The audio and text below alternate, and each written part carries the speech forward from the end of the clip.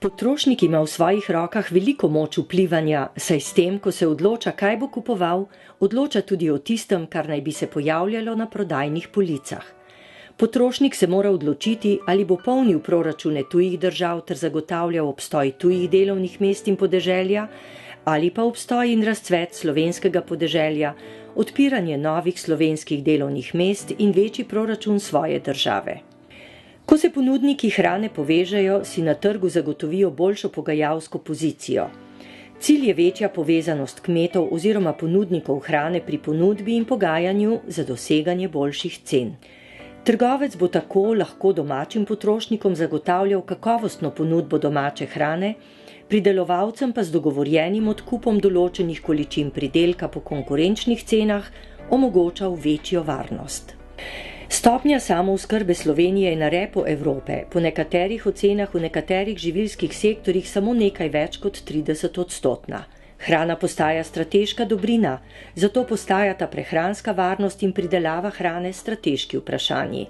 Zagotavljanje večje samooskrbe v Sloveniji je zato tudi izziv za kmetijsko politiko. Z vzpostavljanjem tako imenovanih kratkih verig med pridelovalci in javnimi zavodi si na kmetijskem ministrstvu prizadevajo, da bi lokalno pridelana hrana pogosteje prišla na krožnike v javnih zavodih, kot so vrtci, šole, domovi za starejše občane in bolnišnice, pa tudi na krožnike turističnih in gostinskih ponudnikov. V Sloveniji proizvajamo hrano, ki je bolj sonaravna in tudi Ministrstvo za kmetijstvo s stališča trajnosti vzpodbuja integriran in ekološki način pridelave. Urejanje krajine in razvoj podeželja odpirata nove priložnosti v simbiozi novega in tradicionalnega.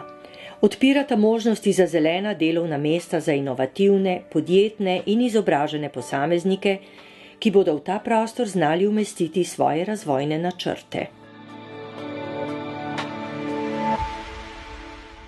Mnogi podjetni in smeli posamezniki svojo dejavnostjo že postajajo prepoznavni, prav zaradi svoje osveščenosti in sposobnosti, pa tudi zaradi ljubezni do dela na zemlji in do ohranjanja narave.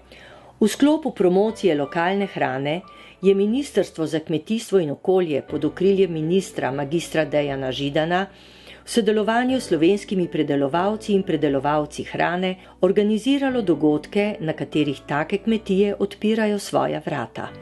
Tokrat so potrošniki lahko pobližje spoznali kmetijo Trnulja iz Črne vasi pri Ljubljani.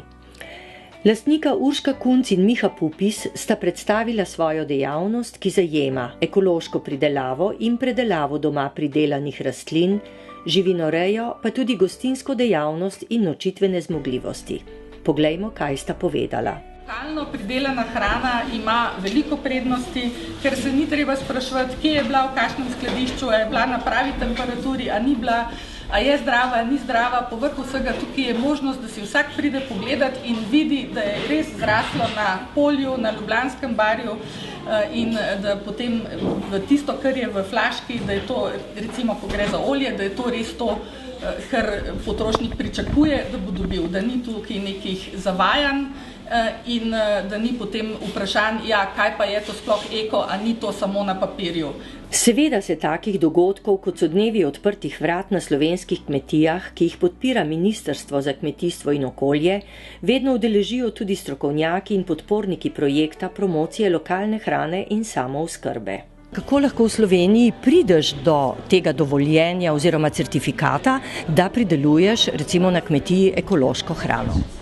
Ja, vsak kmet, ki hoče postati ekološki kmet in prodajati svoje ekološke proizvode, se mora vključiti v kontrolo pri eni od naših 3 kontrolnih organizacij, ki so z naše strani pooblaščene za nadzor. To so v Sloveniji 3 kontrolne organizacije, in sicer Inštitut Koncert, IKC in pa Biro Veritas. In v primeru potem, da hoče kmet postati ekološki kmet, se vključi v kontrolo, zaključi obdobje preusmeritve in nato postane ekološki kmet. Obdobje preusmeritve traja 2 ali 3 leta, odvisno ali ima trajne nasadene, ali ima njive ali poljščine. In potem je kmet vsako leto v kontroli, vsako leto se preveri celoten postopek pridelave, predelave, označevanja in prodaje. Tukaj bi res rada poudarila, da se potrošnik lahko prepriča, če je proizvod ekološki, da pogleda, če ima kmet certifikat za te proizvode. In samo certifikat dokazuje, da je nek proizvod res ekološki. Bi Slovenija lahko dejansko bila bolj ekološka oziroma imela bistveno več ekološke pridelave, kot jo ima? Ja, na ministrstvu menimo, da je Slovenija idealna za ekološko kmetovanje. Imamo vse različne vrste obdelave, poleg tega pa imamo tudi odlične naravne pogoje za razvoj ekološkega kmetovanja. Tako da menimo na ministrstvu in tudi spodbujamo kmete, da se usmerijo v ekološko kmetovanje. Je pa treba tukaj poudariti, da je v ekološkem kmetovanju prepovedana uporaba fitofarmacevtskih sredstev in gensko spremenjenih organizmov. Ali so morda še kakšni drugi, recimo parametri, ki usmerjajo k temu, da bi dejansko res se hranili pravilno oziroma ekološko? Ja, po nekaterih raziskavah, ki so jo opravile tako naše slovenske raziskovalne institucije, kot tudi evropske, kaže, da ima ekološka živila več mineralov, več vitaminov in tudi več antioksidantov.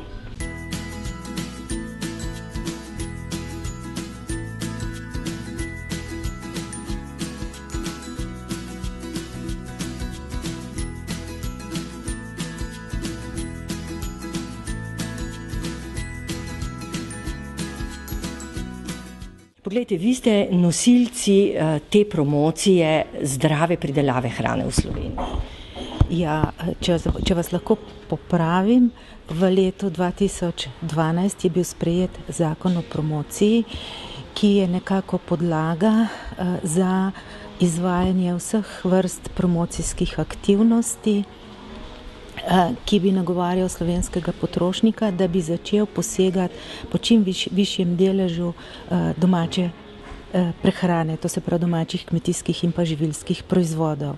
V sklopu teh promocijskih aktivnosti pa teče ta hip akcija, kjer kmetije, živilsko-predelovalni obrati in pa zadruge odpirajo svoja vrata in na tak direkten način poskušajo prikazati svoje načine proizvodne in skozi oglede in direkten kontakt s svojim potrošnikom prepričati potrošnika, da bo ne samo prepoznal te domače proizvode, ampak da bo v čim višjem deležu po njih posegal, tako kot sem povedala.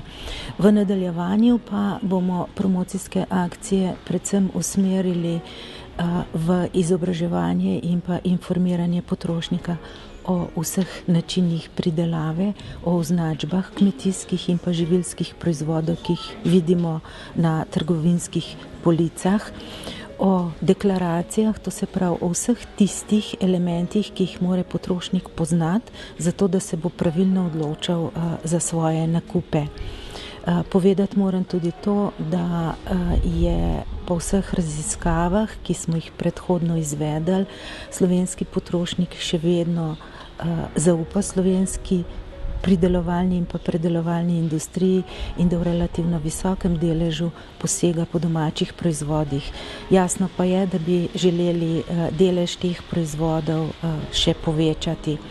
V okviru vseh naših aktivnosti pa v naslednjem letu načrtujemo tudi tako zvano interno promocijo oziroma sektorske promocije za 8 sektorjev, ki so vključeni v zakon o promociji. In sicer se bo ta promocija izvajala ne samo kot splošna promocija, ampak bomo poskušali nagovarjati potrošnika, da naj posega po proizvodih, ki so, bom rekla, sadje, zelenjava, meso, mleko in za katere vzpostavljamo tudi posebno shemo kakovosti, posebno označbo, ki bo na nek način jamstvo potrošniku, želimo si, da bo ta znak tudi zelo prepoznaven, da ga bo potrošnik hitro opazil in s tem znakom bodo označeni vsi proizvodi, ki bodo izpolnjevali določene kakovostne parametre, to se pravi, da bo način proizvodne nekaj več kot je konvencionalen, to se pravi, bodo neke posebnosti recimo taka ekstremna posebnost v načinu pridelave je ekološka proizvodnja, ampak tukaj ne bomo tako, bom rekla, strogi, bo šlo za nekaj specifik, ki jih ima posamezna kmetijska panoga in pa s tem tudi proizvodi. Jamstvo bo, da bodo vsi ti proizvodi 100% kontrolirani in pa, da bo, če bo šlo za predelan proizvod, da bo surovina 100% slovenska. Torej želimo vzpostaviti za določen segment proizvodov res neke vrste jamstva za potrošnika, da bo, ko bo kupil določen proizvod, ki bo tako označen, da bo vedel, da sledi vsem tem parametrom. Seveda pa danes potrošniki nismo več naivni in nočemo verjeti samo na besedo. Zato je treba zagotavljati kontrolo, še posebej pri ekološko pridelani hrani. Pomembno pa je, da potrošniki zaupamo tudi inštitucijam, ki tako kontrolo izvajajo in so garant za slovensko kakovost in način pridelave, pri katerem je treba zagotavljati pogoje, ki so dokaj strogi. Zato si poglejmo tudi izjavo predstavnice Inštituta za kontrolo in certifikacijo Univerze v Mariboru. Kontrola na kmetijah se izvaja enkrat letno, to je minimum, torej vsako leto, vsaj enkrat mora biti pregledana celotna kmetija. Postopki kontrole so zapisani v zakonodaji, skupni evropski zakonodaji in določajo pač ta minimum. Kontrola temelji na pregledu celotnega kmetijskega gospodarstva, laboratorijske analize se pa uporabljajo kot ena od metod dodatnih preverjanja, ki pa niso obvezne, ampak v nekem deležu jih tudi izvedemo na oceni analize tveganja, nekaj pa tudi popolnoma naključno. Potrošnik je ključen, potrošnik je tisti, ki se odloča za zdravo, svežo lokalno pridelano hrano ali pa za uvoženo, ki je prepotovala na stotine kilometrov, je pa običajno prav zaradi intenzivne pridelave, ki je daleč od ekološke, praviloma cenejša. Osveščanje potrošnika je ravno tako ključnega pomena kot osveščanje pridelovalcev, če hočemo, da bo Slovenija postala oaza dobrega zdravja in okusne hrane. Pravzaprav sistemsko bilo spodbujeno ta lokalna trajnostna oskrba in sistem kratkih verig po vseh šolah in po vseh regijah in po vseh vrtcih in je pravzaprav tudi relativno dobro zaživel, čeprav ne dovolj, daleč od tega, kakšne priložnosti so bile izkoriščene ali pa ne. Recimo, shema šolskega sadja, ki poteka preko evropskega pravzaprav finančnega mehanizma, se koristi možnost, da pravzaprav je sadje, zelenjava delno pokrito z evropskimi sredstvi in to je zelo dober ukrep, ki zelo spodbuja zdravo prehranjevanje in omogoča večje uživanje zelenjave in sadja v šolah. Pa kljub temu, da imamo v bistvu tako organiziran v vseh šolah in poteka pravzaprav ta shema šolskega sadja, pa kljub temu, mislim tukaj, ker vemo, da res to je zagotovljen trg, kljub temu samo tretjina sadja in zelenjave v tej shemi gre iz lokalne oskrbe, iz teh kratkih verig, ki bi lahko res šla 100%, Ampak stvar je samo v organizaciji in pa v tem, kakšen interes pravzaprav imamo, da izkoristimo te optimalne potencijale za to, da lokalni pridelovalci imajo sigurno zagotovljen trg, ker to je zagotovljen trg, Po drugi strani pa, da res lahko v šole in vrtce pripeljemo kakovostna, zdrava živila, brez onesnaževanja okolja in potovanja nekega jogurta tisoče in tisoče kilometrov, sadja, ki je zaradi shranjevanja in prevoza ne vem kolikih kilometrov že zdavnaj izgubilo na tisti kakovosti, ki bi jo lahko imelo, če bi prišlo recimo iz sosednjega vrta. Manjka nam to, da se organizirajo, da se skupaj stopijo ponudniki pa porabniki, in da se organizirajo na način, da si en drugega podpirajo.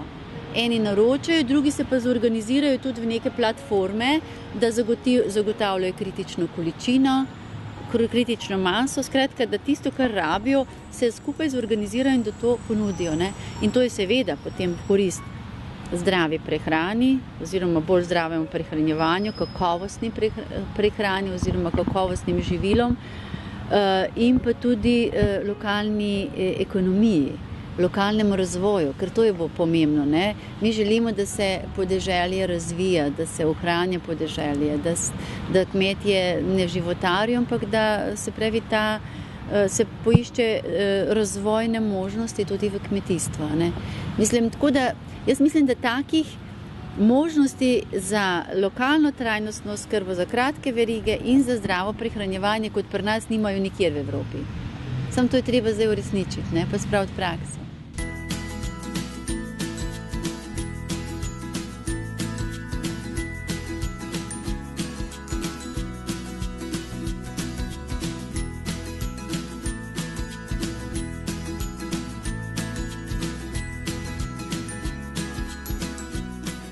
Ni dovolj, da se potrošnik le zaveda, kako dobro bi bilo, če bi kupoval lokalno pridelano hrano.